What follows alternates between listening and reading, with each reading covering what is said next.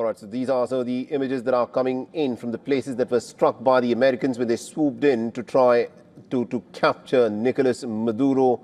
Now, remember, more details are awaited. Donald Trump said that he watched the capture of Nicolas Maduro live as it was broadcast to him by his forces, and he said that it was like watching some kind of a television drama series. That's how he has described it.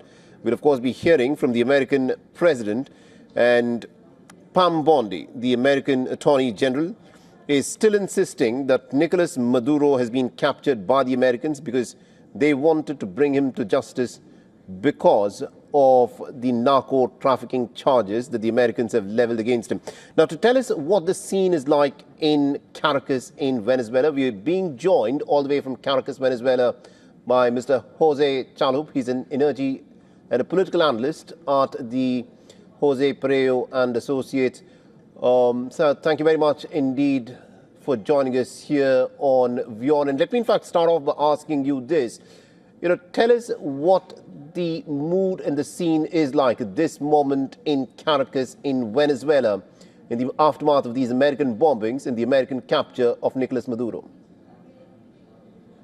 Yes, thank you very much for your invitation, sir. And yes, well, it's very confusing at the moment, very tense in the city.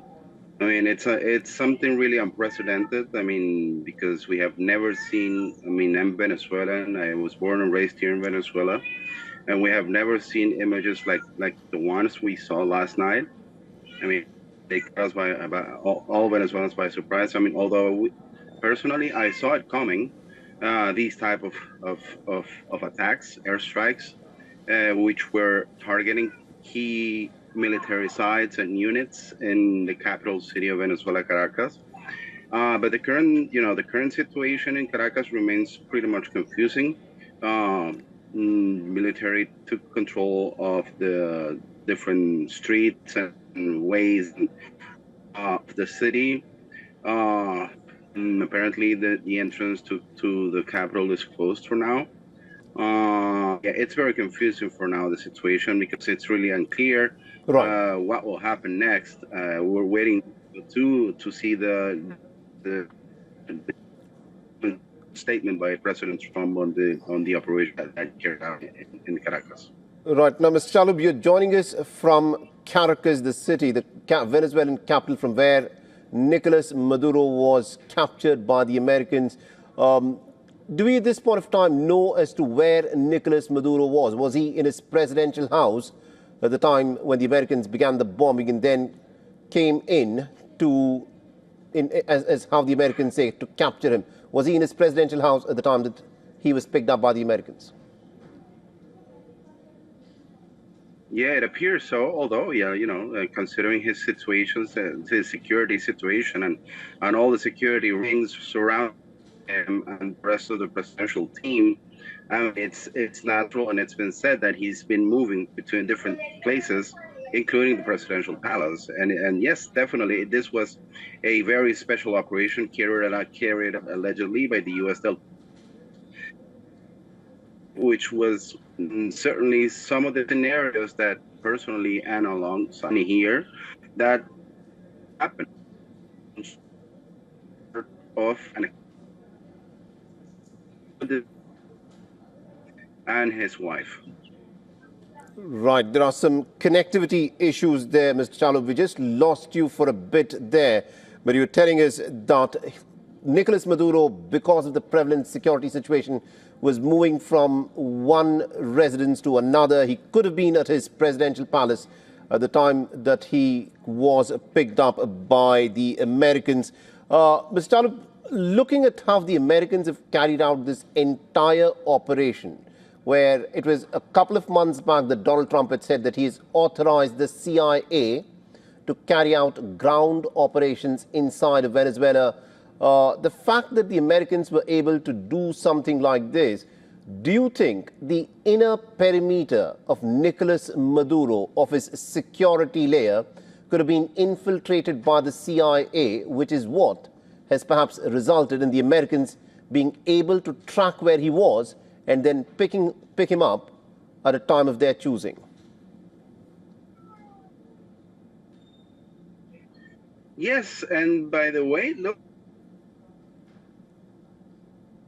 type of information and reports on the streets and from different sources. I mean, it looks like it was sort of a negotiation, to hand out President Maduro, because of his governmental team is here. Vice President Delcy Rodriguez is in Moscow currently, and would be, the next interim president for now. But yeah, it looked like it was some sort of a negotiated exit and taking control of Maduro and his wife and taken into custody in New York in the U.S. You're suggesting that this may have been a negotiation by Maduro, that he could have turned himself into the American forces? Is that what you're saying? Yeah, yeah. So in the absence of Nicolas Maduro, who's in charge of Venezuela at the moment? Well, legally and based on the current constitution, the absence of the president, and if there's any type of vacuum of power, I mean, then and at this moment is the Vice President Delcy Rodriguez, who is in Moscow by the time of this recent situation. This comes speaking. All right, interesting. So you say the vice president is now in charge in the absence of the president. The connection is sometimes there and sometimes not. So my final question to you, Mr. Chalhu, is this. Now, at this moment, tell us about what the mood is like within Venezuela. Do the Venezuelan people think that this is the end of the American campaign of attacks on Venezuela, and this is where everything ends and people, the common people, can go back to living their normal lives? Or do they expect more attacks from the Americans, and there could be an insurgency if the Americans decide to continue with this campaign of bombing?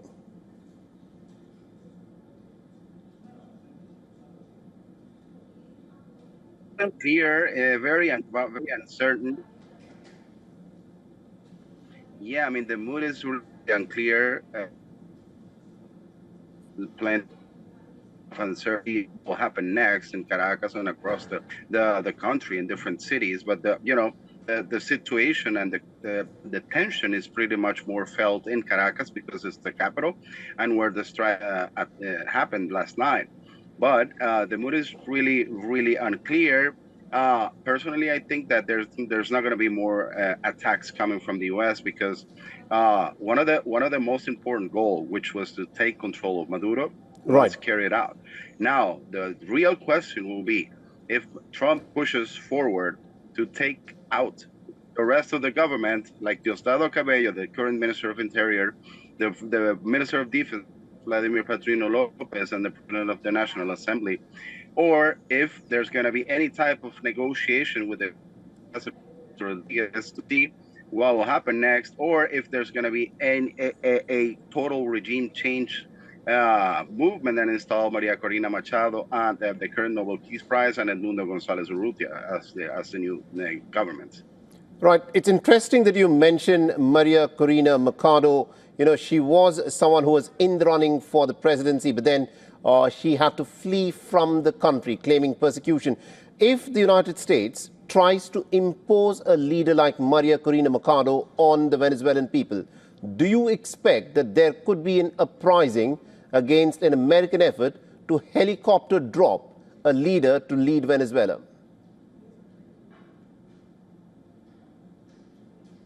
Well, the most important concern for Venezuelans right now is the economic crisis, and certainly there will be economic adjustments with any new potential government, because there's going to be new adjustments, new economic measures, new lifting of controls of prices, like in any other situation of political change. And after years of economic crisis in Venezuela. So definitely this is the most important concern. And if there's going to be any new type of government led by Maria Corina Machado or Edmundo González, in this case, right, that'll improve in the middle or the longer term the economic situation that they will not carry out any type of uprising. Interesting. Thank you very much, Mr. Jose Chalup, for joining us all the way from Caracas in Venezuela. Sometimes we did lose the connection with you there, but you've made some significant points of the situation at this moment in Caracas in Venezuela. Meanwhile, these are live images that we are getting from Caracas in Venezuela, where the people are out on the streets. A lot of them, remember, are still looking for answers in this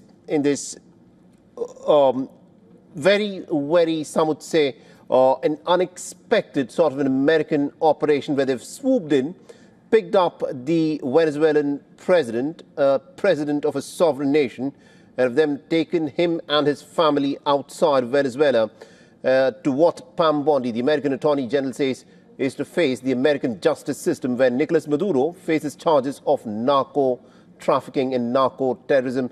These are some significant developments. We, of course, are awaiting for that address by the American president, which will happen in roughly about 70 minutes from now.